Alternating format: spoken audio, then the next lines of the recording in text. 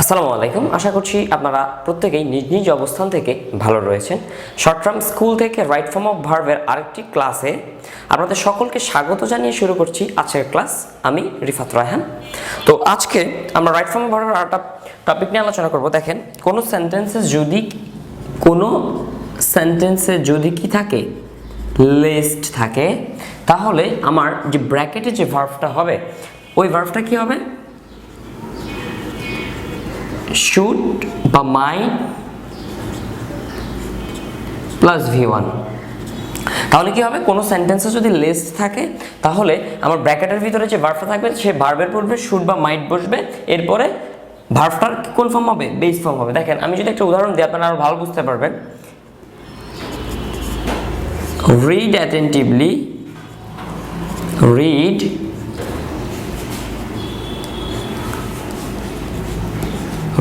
attentively lest you to fail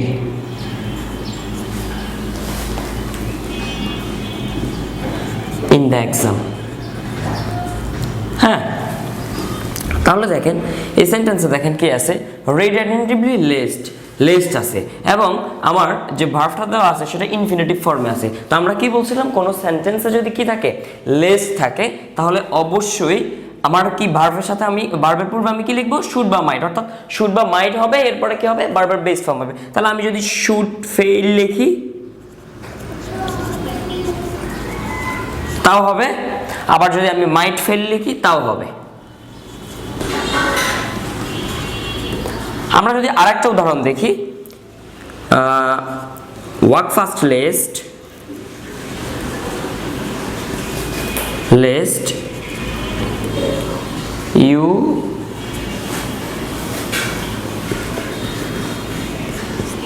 miss the bus। তাহলে দেখেন আমার সেন্টেন্সে কি আছে? লিস্ট আছে। এখন যেহেতু লিস্ট আছে তাহলে বসবে কে? মাইট বা শুডের পরে কে বসবে? বারবার বেস ফর্ম বসবে। তাহলে আমি শুড মিস দেই, কি দিব? Should miss. হ্যাঁ, তাহলে হবে। তাহলে আমরা আমাদের পরবর্তী রুলসটা দেখে নেই। অ্যাজ ইফ এবং অ্যাজ ডু এর ব্যবহার, এবং এই অ্যাজ ইফ এবং অ্যাজ ডু এর ব্যবহার আপনারা নবম দশম শ্রেণীতে পড়ছেন, ইন্টারমিডিয়েটে পড়ছেন, হ্যাঁ, রাইট ফর্ম অফ ভার্বসে পড়ছেন, তারপর হচ্ছে কমপ্লিটিং সেন্টেন্সে আপনারা পড়ছেন অ্যাজ ইফ এবং অ্যাজ ডু এর ব্যবহার ঠিক সেমই। হ্যাঁ, তো অর্থাৎ ডিপেন্ডেন্ট ক্লজটা, অর্থাৎ প্রথম অংশটা যদি প্রেজেন্ট ইনডিফিনিট টেন্স হয় তাহলে অ্যাজ ইফ এবং অ্যাজ ডু এর পরবর্তী টেন্সে কি হবে? পাস্ট ইনডিফিনিট টেন্স হবে।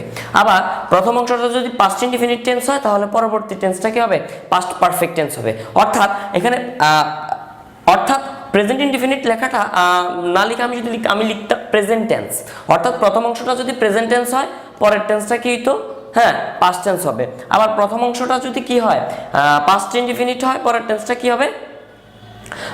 পাস্ট পারফেক্ট টেন্সে হবে। তাহলে দেখেন আমাদের দেওয়া আছে যে প্রথমটা যদি আমরা দেখি উদাহরণ, তাহলে দেখেন হি behaves as if he to become mad.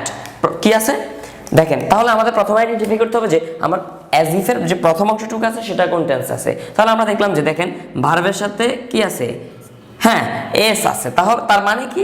তার মানে হচ্ছে এটা প্রেজেন্ট টেন্স আছে। তাহলে আমার পরবর্তী টুকু অর্থাৎ ভার্বটা কি হবে? ভার্বটা অবশ্যই কি হবে? পাস্ট টেন্স হবে, অর্থাৎ পাস্ট ইনডিফিনিট টেন্স হবে। তাহলে বিকামের পাস্ট টেন্স কি? বিকেম। আমরা পরেরটা যদি দেখি, দেখেন the man advanced as if he to kill me. তাহলে দেখেন এই যে অ্যাজ ইফের যে প্রথম অংশটুকু আছে, অ্যাজ ইফের যে প্রথম অংশটুকু আছে সেটা কিসে আছে? সেটা দেখতেছি যে এই দেখেন অ্যাডভান্স, তার মানে এটা B2। তাহলে অবশ্যই আমার পরবর্তী যে ভার্বটা আছে সেই ভার্বটা কি হবে? ভার্বটা অবশ্যই কি হবে? পাস্ট পারফেক্ট হবে। আর আমরা জানি পাস্ট পারফেক্টের স্ট্রাকচার কি? Had plus B3। তাহলে প্রথমে বসবে কে? হ্যাড। তারপরে কিলের V3 কি হবে? কিল্ড। আচ্ছা, পরেরটুকু আমরা দেখি।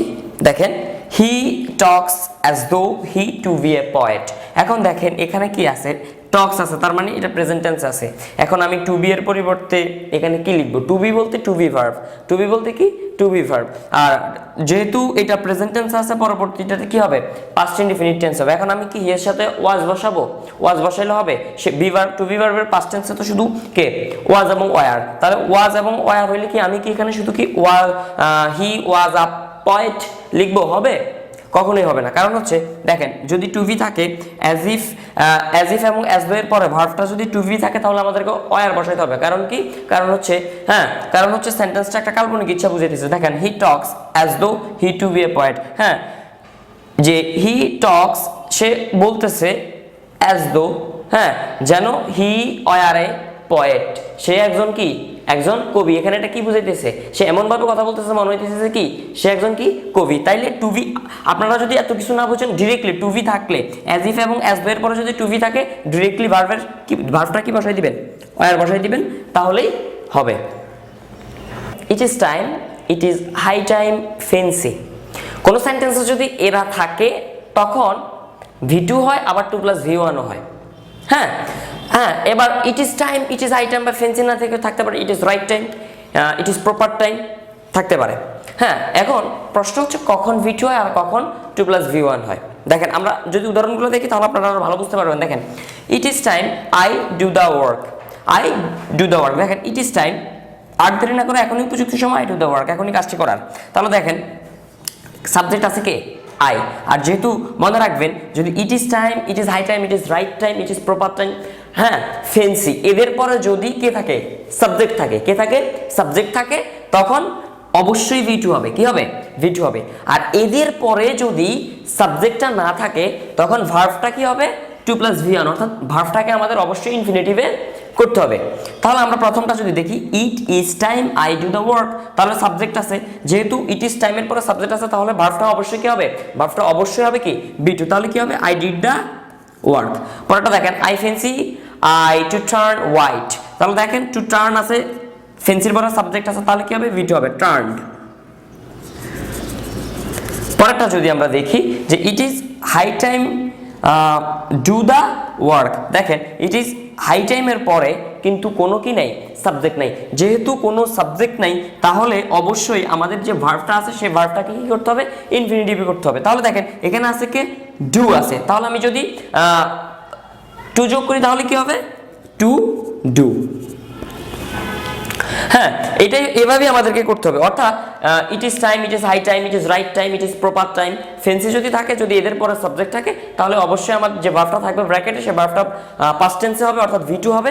আর যদি এদের পরে সাবজেক্টটা না থাকে তাহলে অবশ্যই ইনফিনিটিভে করতে হবে, অর্থাৎ 2 + v1 দিয়ে আপনাকে ভার্বটাকে, সেন্টেন্সটাকে কমপ্লিট করতে হবে।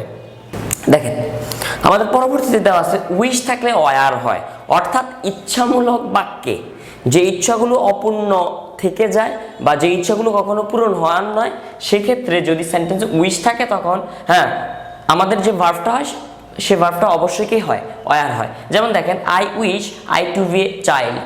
দেখেন, আমার ইচ্ছা কি আমি যদি আবার কি হইতাম? শিশু হইতাম, মানে শিশু হতে পারতাম আর কি।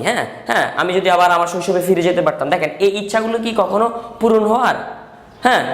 এই ইচ্ছাগুলো ইচ্ছে সবসময় থেকে যাবে, এগুলো কখনো পূরণ হবে না।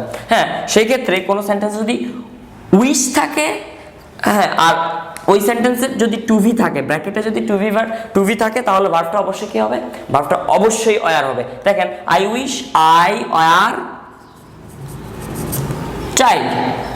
পরেরটা যদি আমি দেখি, I wish I to be a king. আমি যদি কি হইতাম? রাজা হতাম।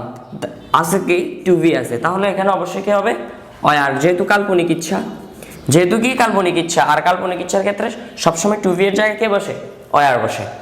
তাহলে আমরা আমাদের পরবর্তী রুলসে দেখে নিই। দেখেন, কোনো সেন্টেন্সে যদি help, would, can not help, could not help এবং উড ইউ মাইন্ড থাকে, তাহলে আমাদের ব্র্যাকেটে যে ভার্বটা আছে সে ভার্বটা সাথে কে যোগ হবে? আইএনজি যোগ হবে।